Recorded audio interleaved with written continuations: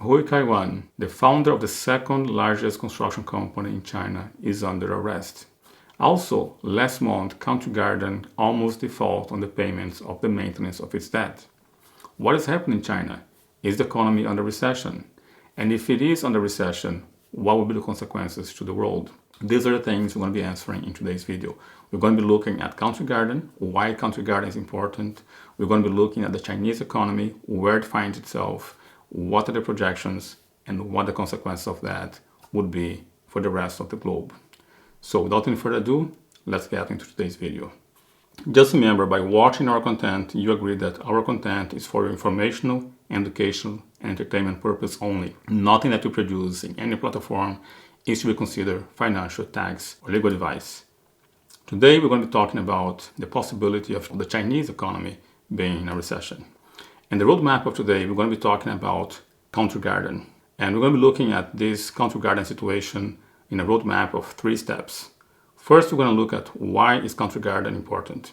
Also, we're going to be looking at Chinese current situation, at least the economy in China current situation.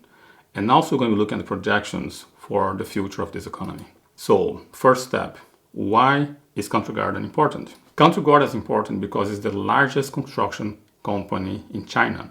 Also, we're going to be sharing some numbers of the liabilities of this company, and you're going to see why the company matters so much. It's important to understand that last month, Country Garden announced that it could not pay the maintenance of its debt. Now, the maintenance of its debt is a debt of only this particular debt, 22 million. I know it sounds like a large number, but given the size of the company, it is not a very significant number. What happened is the construction sector, the real estate sector in China, their prices are on decline. China has built a lot of real estate into the country, and there's a lot of ghost cities in the country. And once the supply is more than what the demand for that particular product is, the price goes down. And that's exactly what's happening. The property sector finds itself on a crisis, and of course, Country Garden has to cover its debts. Now, with the prices going down, the real estate, the company could not sell more real estate in order to capitalize. So it chose to sell its stocks. And of course, once it starts to sell its stocks, remember, the price of everything depends. Do you want to buy or I want to sell? And if I want to sell, of course, the price drops. And the market read this signal of them trying to sell their stocks as a sign of weakness. So they decide to sacrifice the cost of their stocks to generate cash to pay for its debts. And they managed to make the payment of the 22 million debt. However, the company also announced a loss of $7 billion due to the property crisis. That was on August 30th. So on September 5th, Country Garden managed to pay the overdue debt within the 30-day grace period. That way, it managed to avoid bankruptcy. Now, this was just one portion of its debt. Remember, the company reported 7 billion losses, and it has liabilities of 200 billion in the market. You can see here, Country Garden's liabilities were a total of 194 billion by the end of June. Of course, that will continue to increase. And it faces a total of almost $15 billion worth in debts that is due within 12 months, meaning those debts will be due before June next year. Now, remember, as we mentioned, that they try to sell their stocks. Now look at this. Now, because of that selling signal, their stocks are now being negotiated with 90% discount, about 10% of its face value. Now, this is Country Garden. Let's look at China's current situation. Now, it's important to understand that this is not something particular just to this one company or those two companies. It is a much larger issue. It is a Chinese real estate economy that is into trouble. China has put pretty much all its bets on one single sector, which is the real estate, and that sector is shrinking, or it is pretty much a bubble that eventually will pop, and now Xi Jinping is trying to make sure that this bubble does not pop and does not crash the Chinese economy. As we mentioned before, the first company to go down was the second largest company, which was Evergrande, and that happened in 2021. Now it is affecting the largest company, which is Evergrande. You can see here, China Evergrande posted losses of 81 billion over the 2 years. And it's not just that. The geopolitical situation is not looking favorable to China.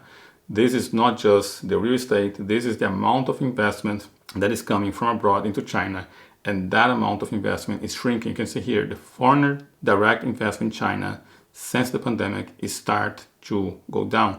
Look at this. Investment in China, of course, excluding China, because this graph shows international investments coming from outside China. So in Asia, excluding China, the amount of international investment in China has diminished by 67%, minus 67%. Investment from the US into China has diminished almost 60%, 57.9%. And the rest of the world, 39.5%, pretty much 40% less investment. And Europe, excluding emerging Europe, 36.7%. The other Americas, excluding the US, 30% less or 29%. And emerging Europe, minus 5%. So you can see that China is receiving a lot less investment from outside and is having to deal with an internal crisis on the main sector, which is the real estate. If you look at the graph of property sales by value on the Chinese currency, you can see that it is also declining. You can see since 2021, that value has declined, and I believe it was triggered by pretty much Evergrande giving signals of financial stress. And it's not just that. If you look at the Chinese housing, you can see that the sales have dropped deepest when you look year over year. Look at this. You can see here the sales by China's top 100 property developers. How much has it gone down? You can see it start to go down in May 2021 and kept pretty much on negative until the beginning of 2023. It went up slightly, but now, of course, with more signals of stress, it continues to go down in May and August.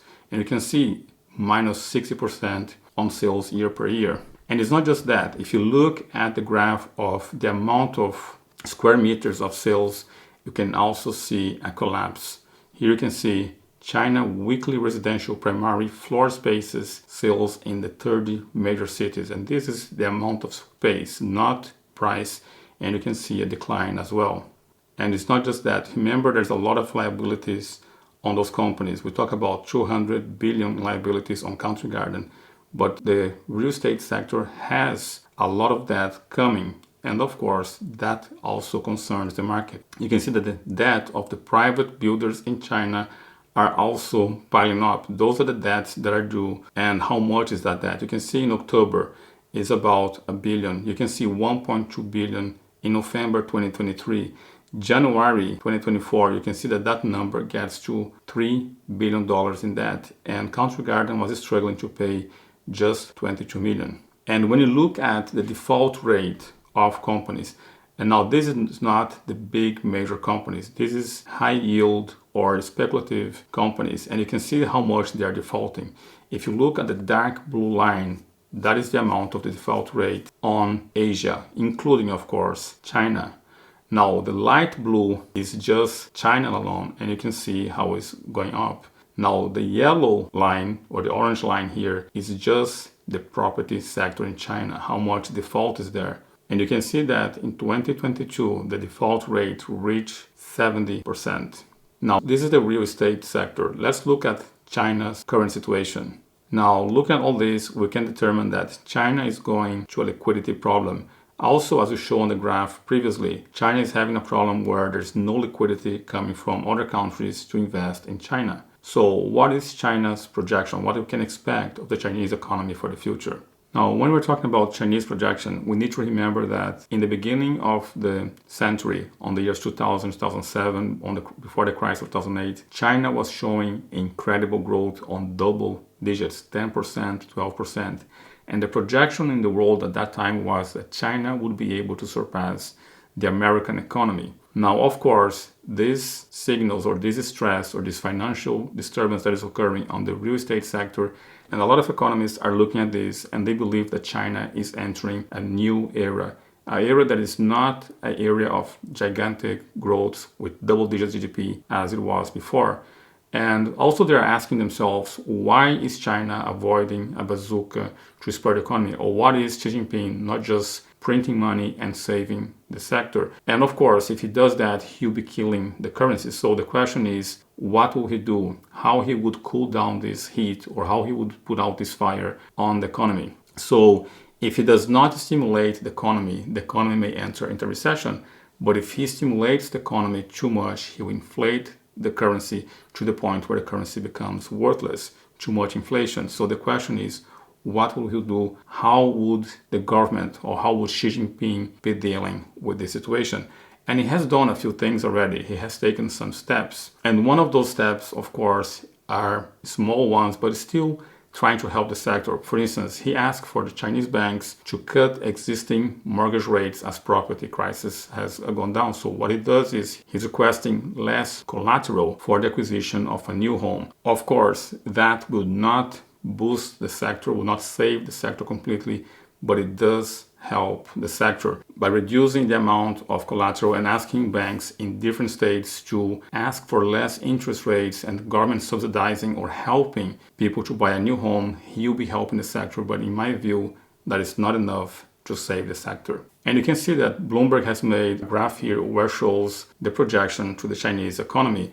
And of course, 20, 50, 30 years ahead, of course, is a lot of time. But one thing I can agree with this whole thing is that it will continue cooling down. It's going to be very difficult for China to keep its economy growing because it has other challenges besides the real estate sector. So what are the challenges that China faces? Well, one of them, of course, is the geopolitical conflicts. And in 2020, with the beginning of COVID, there were tensions between China and Australia. And of course, we can see the increasing tension between China and the US. There are also tensions between China and India. Now, India is a country that has played its cards really well. It has remained in a good alliance with the BRICS nation, but also has remained in friendly terms with the West. Another thing that China has done with China recently drew a new map of China, and on that map it includes territories of India, it includes territories of its other neighbors, such as the islands you see here in red, because China pretty much is taking the entire South China Sea and saying that the entire sea belongs to China. Of course, in causing frictions with already Taiwan and of course the Philippines. And of course there is also some tension with Japan, as there's also tensions on the South North Korea peninsula. So geopolitically speaking, China has friction with different parts of the world. Of course, there's also new tensions, very mild yet, at least on the trading sector, with electrical vehicles in Europe. So geopolitically, China is having a few conflicts, or at least friction or escalation of friction between their relationship with other countries. The other problem, which I think is very significant for China, is demographic. China has implemented one-child law and then implement, you can have now 2 children in the country. And of course, that is causing a problem because when we're talking about power, how much power a country has, we can measure power in pretty much 2 main ways. This is a combination of how much population the country has and, of course, how much resources and productivity that country has. The more people you have, the more you can produce. The more natural resources and the more people, and the greater territory, the more you can produce. You can have a very large territory, but if your population, for instance, is 100 people, you don't have much power. And because of the control on the population that China has implemented, the one-child law and then the 2-children law, their population is shrinking. Yes, China still have a very large population, but the vast majority of that population, or a great percentage of that population, are older people, not younger people at the working age. So those challenges will, in my view, cause stagflation. The price of things will go up as the government will create more money. Even if in small dosage to solve problems, that will cause inflation. And of course, the shrinking productivity because of the shrinking population will cause stagflation. At least that's my view on China. Another thing that has happened is the pandemic has triggered something that we are now calling deglobalization, which means countries are now not making alliance with the cheapest product, but making alliance with countries that may be further away from them geographically, but closer to them geopolitically, meaning they have more common values, more common culture.